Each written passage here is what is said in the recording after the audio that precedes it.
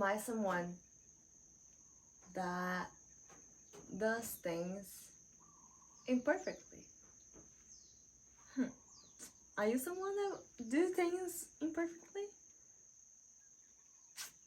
That's the question that I'm wondering, and that's what I'm gonna be talking about in this video. Welcome to my channel. My name is Desirée. My intention is to inspire you to take imperfect actions instead of waiting for things to be perfect. And I'm gonna share a little story about how was it for me to actually learn that I can do things imperfectly. Even though I'm not perfect at it, of course I'm not, because perfection does not exist. But that was something that I never gave myself permission to play with. I was someone that was really harsh on myself, especially around things that I would see people doing, and I'd like to also be doing those things. But I created this story that if I was not natural, or if I was not naturally good at something, I could not just do it. And it was really hard for me to practice new skills, and also not just practice new skills, but be seen practicing those skills was really hard for me. But that's the whole point. Like, how can you become good in something? How can you become good at something if you do not practice? And for many years, I kept myself away from group classes, right?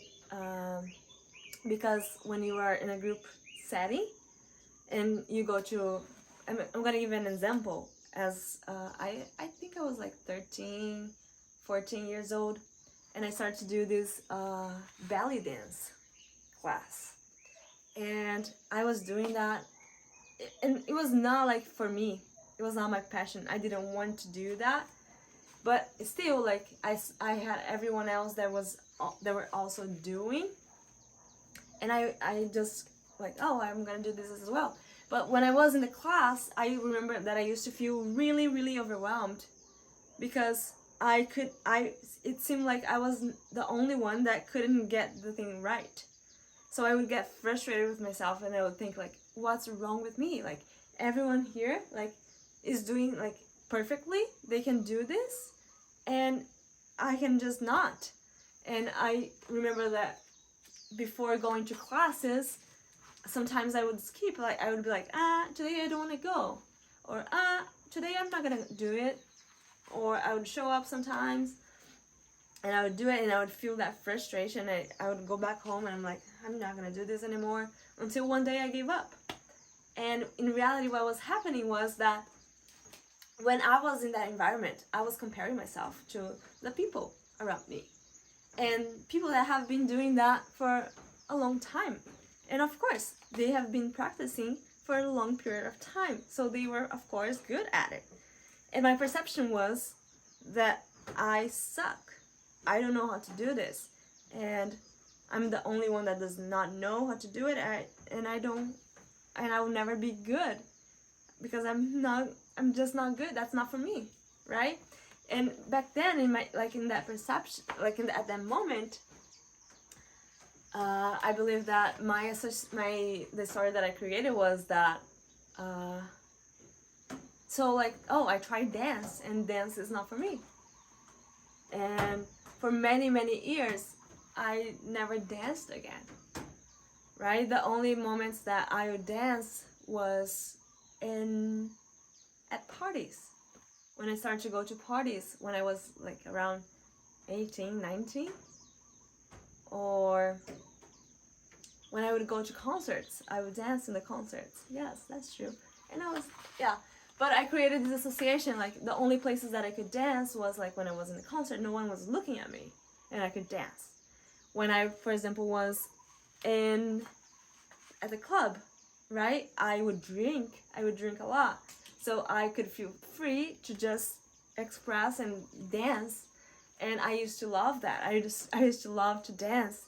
And I created this association, like, oh, I can only feel free and dance and express myself and when I'm drunk. And I can only have that feeling when I'm drunk, and I have to go to nightclubs to actually dance. I cannot dance at home just because I want to, because why, right? Like, why am I gonna dance with myself at home? So I started to go go every Friday, every Saturday, and just go to parties and dance and be social and like dance with others. But like at that moment I thought like, oh, I'm only doing that because of the alcohol. So like if there's no alcohol, I'll never be able to do this. And so that was like a few years doing that, right? When I was in a relationship, I was not like, we would still go to parties and dance, but like it was not as frequent as I used to do when I was single, right? And then I feel like, I think it was in 2020, beginning of 2020, I started to heal my relationship with movement and with dance. And by doing that, I realized that, and I learned that I do not need alcohol to move my body. I do not need alcohol to dance. I do need alcohol to dance with others. I do not need alcohol to express myself, right? And I don't know what I'm talking about. That was, well, anyways. So backstory, let me just share this. And then I developed this love for dancing. And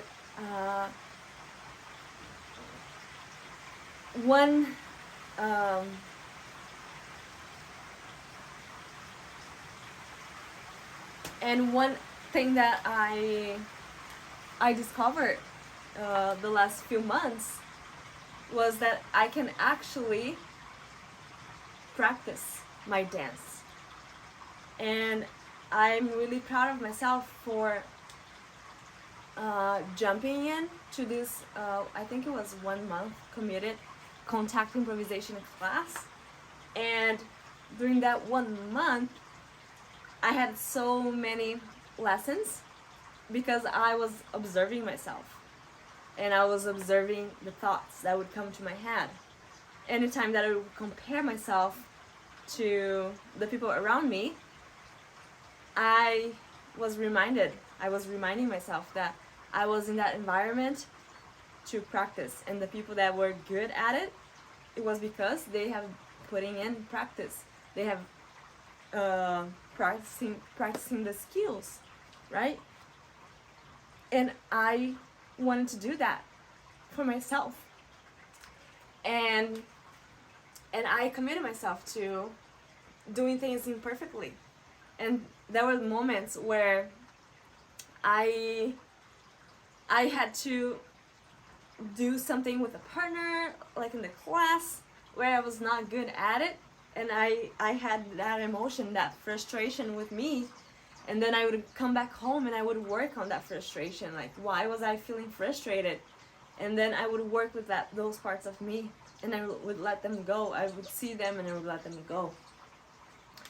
And that was a lot of healing that happened that month that allowed me to notice the areas where I was judging myself, where I was being harsh on myself. That there was one day that that I was like about to go to class and the car didn't work. It didn't start. And so I was like, the first thing that I would do in the past, right? Like when this would happen, like before going to any classes, I would be like, well, I guess I'm just like, this is a sign, I'm just not supposed to go to this class today, and that is a day that I just don't go. And well, I'm just gonna stay home today. But I had committed to myself and I had desire inside of me. And this day, I had to take an action. That was not something that I was used to, which was to ask for help. So I had to go in the chat from the class group and I asked someone, I asked the group, I was like, hey, is anyone passing my neighborhood that could give me a ride to class today? And when I did that, when I wrote that message and someone answered me and said like, yes, we live in the neighborhood and we can give you a ride.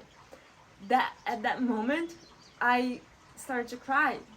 I started to cry because first, I did something completely out of my comfort zone. And second, I did something really out of my comfort zone, but to do something that was even more out of my comfort zone, right? Which was going to class. And that was an accomplishment. That was a big accomplishment for me. To not listen to the resistances and to the stories and to the voices that were telling me to just like, hey, you don't have to do this, remember?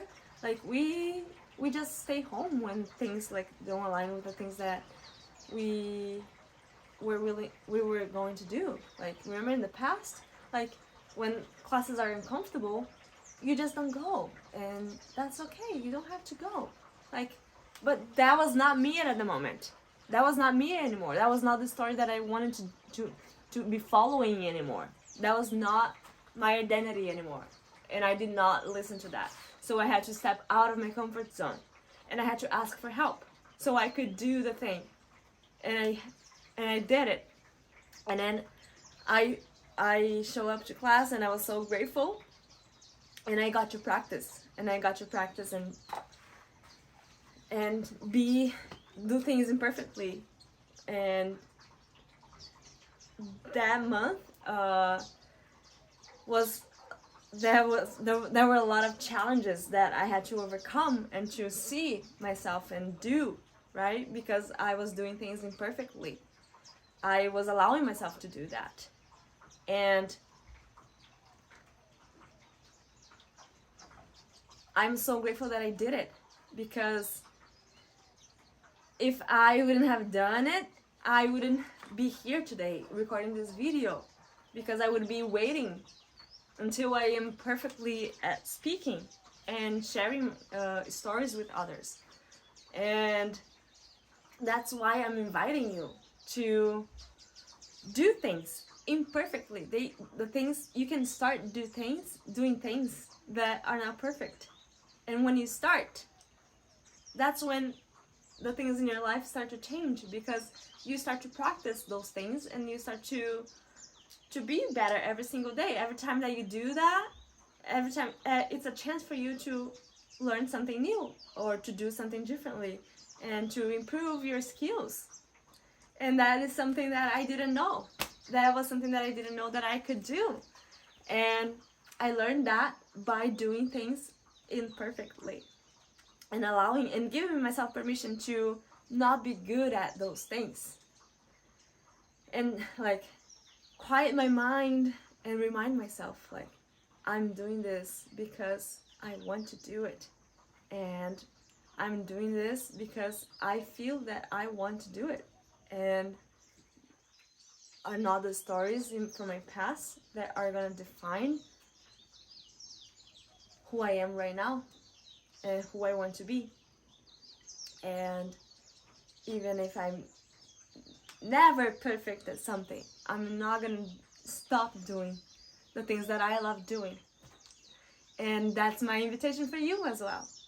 And if is there anything that you took away from this video, I'm inviting you to, and I'm opening the comments so you can share with me.